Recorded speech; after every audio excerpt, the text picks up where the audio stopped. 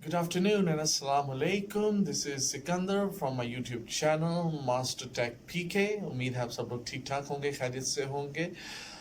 जी जनाब, आजकल सब जानते हैं कि कोरोना वायरस की वबा से सब लोग परेशान हैं। ये वबा बहुत तेज़ी के साथ फैल रही है, लोग बड़ी बुरी तरह इसकी गिरफ्त में आ रहे हैं। एक आलमी मसला बन चुका है और इस मसले के हल के लिए अभी तक कोई परमानेंट ट्रीटमेंट सामने नहीं आई है। लोग कोशिश कर रहे हैं, साइंटिस्ट कोशिश कर रहे हैं कि कोई ना कोई वैक्सीन जो है वो इन दिनों में, आने वाले दिनों में, इस सितंबर में या इससे भी पहले इजाद हो जाए। लेकिन देखें खुदा की क्या मर्जी है। यहाँ पे एक चीज़ जो सबसे पहले मैं कहना चाहूँगा वो ये है कि लोग ज़रूर जहाँ कहीं भी आए, जिससे भी मिलें, सोशल डिस्टेंस ज़रूर कायम करें, मास्क ज़रूर इस्तेमाल करें और जो है अपना हैंड सैनिटाइज़र इसका इस्तेमाल भी करें। ये किसी के लिए नहीं, हमारे अपने लिए बेहतर होगा, क्योंकि अगर हम बीमार होते तो इससे हमारी फैमिली मुतासर हो सकती है, हमारे दूसरे बाप भी मुतासर हो सकते हैं।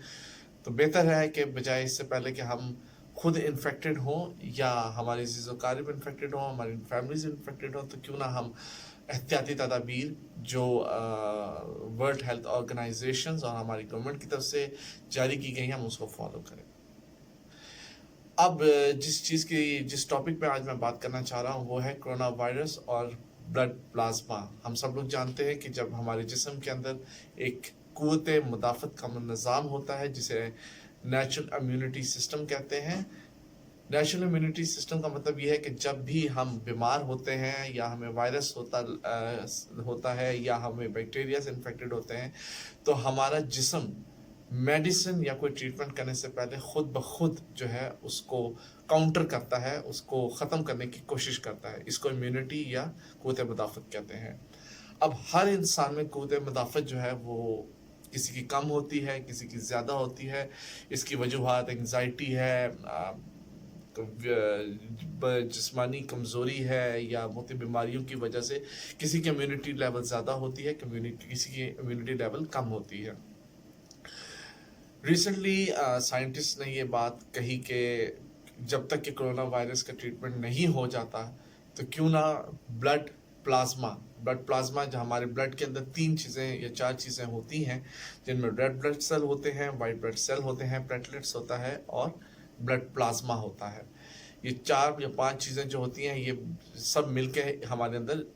एक ब्लड बनाती हैं। बज़ाहिर तो ब्लड रेड नहीं नज़र आता है, लेकिन ब्लड रेड होता नहीं है। इसके अंदर ये चीज़ें होती हैं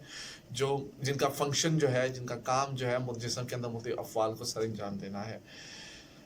पहले हम बात कर लेते हैं कि बेसिकली ब्लड प्लाज्मा है कैसा, ये कहाँ होता है और इसका फंक्शन क्या है। हमारे जिस्म के अंदर रेड सेल्स, वाइट सेल्स, जैसे कि मैंने पहले बताया, प्लेटलेट्स और प्लाज्मा होता है। जब अगर हम red blood cells, white blood cells और प्लेटलेट्स को फिल्टर करते हैं जिस खून में से, तो पीछे एक माया रह जाता है, एक मवाद रह जाता है, एक चीज़ रह जाती है ट्रांसपेरेंट, जिसे हम ब्लड प्लाज्मा कहते हैं। ब्लड प्लाज्मा का काम जो है वो जिस्म के अंदर क़ुव्वत मुदाफ़त या इम्यूनिटी को बनाना है। ये एक ख़ास किस्म की वाई टाइप प्रोटीन्स बनाता है जो दूसरी जो बैरूनी बीमारियां होती हैं उनको लॉक करने के काम आता है। वाई प्रोटीन्स बहुत अहम है, ये हमारे जिस्म के क़ुव्वत मुदाफ़ती निज़ाम को कंट्रोल करती हैं। अब बैरूनी जो बीमारियां हैं, जो इन्वेडर्स होते हैं, उनको रोकने में अहम किरदार अदा करती है। अब चीज़ ये है कि बहुत से डॉक्टर्स कह रहे हैं कि अगर जब तक ये वैक्सीन सामने नहीं आ जाती तो इन्फेक्टेड लोगों का ही जो ठीक हो चुके हैं कोरोना वायरस की वजह से, उनका ब्लड प्लाज्मा लगाया जाए। मकसद कहने का ये है कि जिन लोगों को कोरोना वायरस हुआ और वो लोग नेचुरली ठीक हो गए, नेचुरली ठीक होने का मतलब ये है कि उनके क़ुव्वत मुदाफ़त ने या उनके इम्यूनिटी ने ऐसे प्रोटीन्स बनाए जिसने, या ऐसे जो एक्चुअल वर्डिंग में ये कहेंगे कि ऐसी एंटीबॉडीज़ बनाई जिन्होंने आगे जाके जो कोरोना वायरस है उसको रोका, उसको काउंटर किया और उसको मज़ीद फैलने से ना सिर्फ रोका बल्कि उसको ख़त्म किया और वो लोग ठीक हो गए। तो अब चूँकि عام انسان جس کو کرونا وائرس ہوتا ہے، یہ ایک نئی بیماری ہے، ابھی اس کی کوئی ویکسین نہیں ہے، انسانی جو مدافعتی نظام ہے، امیونٹی جو ہے وہ اس سے شناسا نہیں ہے، تو وہ اس کو کاؤنٹر نہیں کر پاتی، جس کی وجہ سے لوگوں کی ہلاکت ہو جاتی ہے یا کوئی کسی نہ کسی قسم کی کمپلیکیشن ان کے اندر پیدا ہو جاتی ہے. تو اس چیز کو کاؤنٹر کرنے کے لیے کیا کیا جاتا ہے کہ وہ لوگ جن کو کرونا وائرس ہوا اور وہ کرونا وائرس کو نیچرلی طریقے سے انہوں نے کنٹرول کر لیا، اس کو قابو پایا اور وہ صحت یاب ہو گئے، ان صحت یاب لوگوں کے اندر ایسی اینٹی باڈیز بن گئی ہیں کہ جن کو کرونا وائرس نہیں ہو سکتا. لہٰذا ان اینٹی باڈیز کو نکالنے کے لیے، لینے کے لیے انسانی خون کے بلڈ پلازما کو فلٹر کر لیا جاتا ہے باقی خون کے خلیوں سے، اور اس کو پھر جو مریض ہوتا ہے جسے کرونا وائرس ہو چکا ہوتا ہے اس کو انجیکٹ کیا جاتا ہے. 500 ml کوانٹٹی ریکوائرڈ ہوتی ہے، کسی میں زیادہ بھی ہو سکتی ہے، کسی میں کم بھی ہو سکتی ہے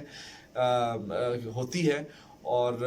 اس کو پھر یہ پلازما لگا دیا جاتا ہے. وہ پلازما جب اس پیشنٹ کو لگایا جاتا ہے تو وہ اس کے خون میں شامل ہو کے اس کے